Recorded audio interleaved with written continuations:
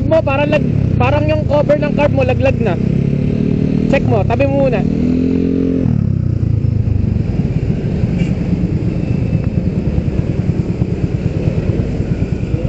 Laglag na. May tornilyo ka ba?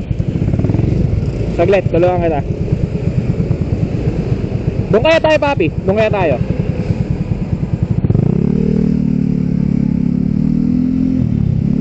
Ayun, napansin ko kasi yung cover ng carb niya laglag na. Tulong tayo, baka meron ako dito kahit isang tools.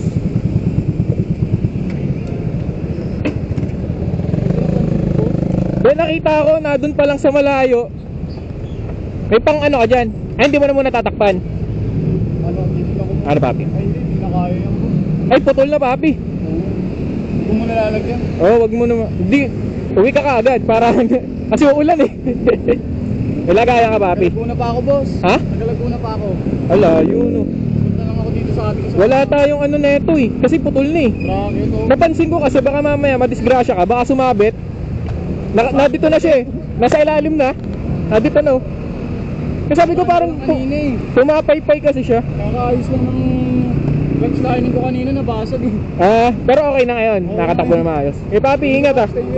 No problem. Saan biyahe mo yan, pre? Saan ang biyahe mo yan? Ha? Papantakan. Manila? Layo no. Ah, galing ka pa Laguna. Oo, galing pa ako Santa Rosa. Uy, ingat. Sana wag umulan. Uwian yan. Oh, uwian.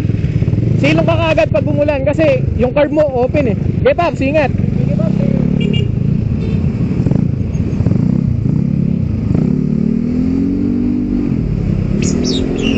So kapamilya natin yun, naka Mio Sporty. So ramdam ko siya, syempre ako naka Mio Sporty din ako eh. Pero hindi naman ako nag-open carb.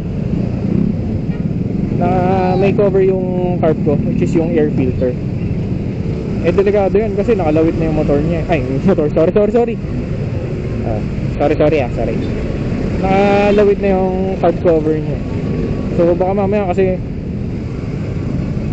ma-aksidente eh. Kasi pwedeng bumara yun dun sa part nung nung mugs. Or may iba pang parts na madurog.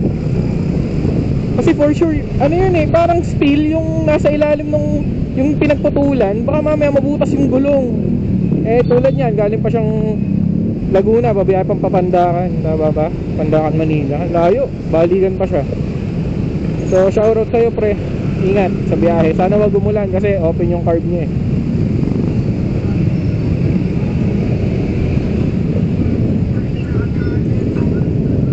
So ingat tayo guys, susunod ah. Pag may mga ganong scenario, huwag kayong mahiyang magsabi. Kasi kapwa rider natin sila, diba?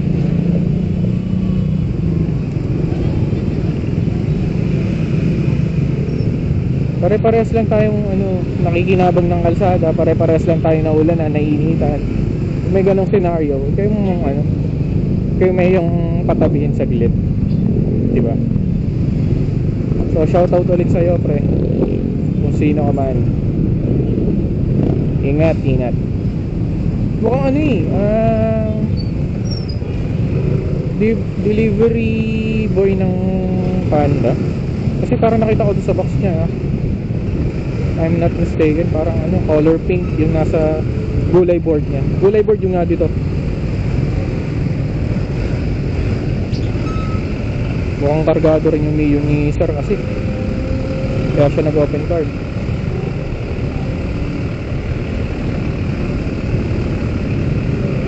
So dito na tayo sa part ng DOST. Walang pinagbago talaga dito pag gantong oras.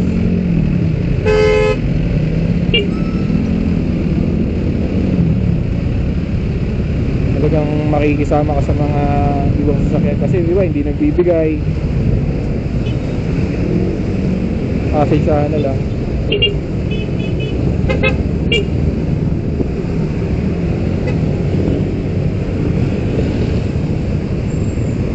Wala rin magawa minsan ng enforcer kasi matitigas din ang ulo ng iba eh. Pag sinabing tigil, walang titigil, dire-diretso.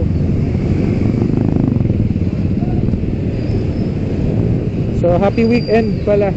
Today it's Friday. Tonight na pala. It's tonight. So saan ang biyahe natin? As usual, susundo tayo kay Master.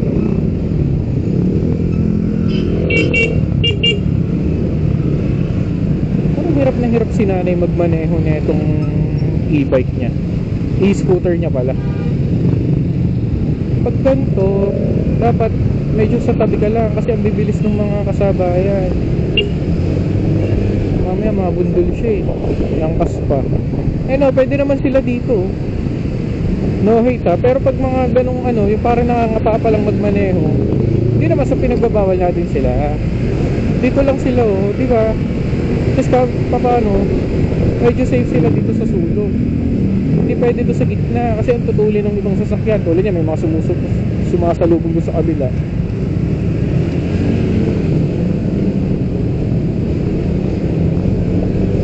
So sa part na nyo yung channel ko guys, then like and subscribe na lang sa YT natin sa YouTube. So page natin, Lexter C. Support na lang guys. God bless. Bye bye.